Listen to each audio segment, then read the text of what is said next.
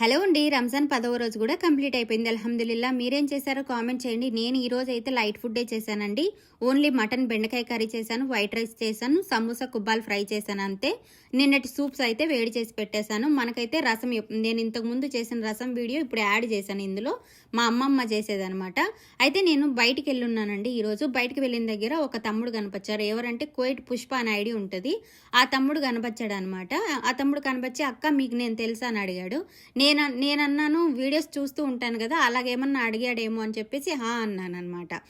అతను చెప్పింది ఏంటంటే, నాకు ఇలా మీ ఐడి నుంచి మెసేజ్ వచ్చింది అక్క, మీరేనా చేసింది అని చెప్పేసి అడిగాడు. నేనైతే చెప్పాను, నేనైతే చేయలేదు, ఫేక్ అకౌంట్స్ నుంచి వచ్చి ఉండొచ్చు.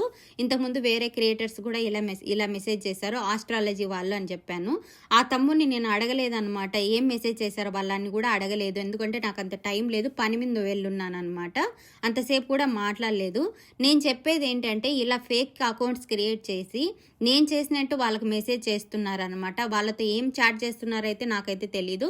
ఒకటే చెప్తానండి, ఒకసారి 1-2 సార్లు ఐడి చెక్ చేయండి. నేను తెలియని వాళ్ళతో అయితే అస్సలు మాట్లాడనండి. నాకు టైం దొరికితే ఎప్పుడెప్పుడు ఇంటికి మాట్లాడాలని నేను చూస్తూ ఉంటానన్నమాట నా ఫ్యామిలీతో. లేదంటే వీడియోస్ ఎడిటింగ్ చేసుకోవడానికి, వర్క్ చేసుకోవడానికి, రెస్ట్ తీసుకోవడానికి నాకు టైం లేదు.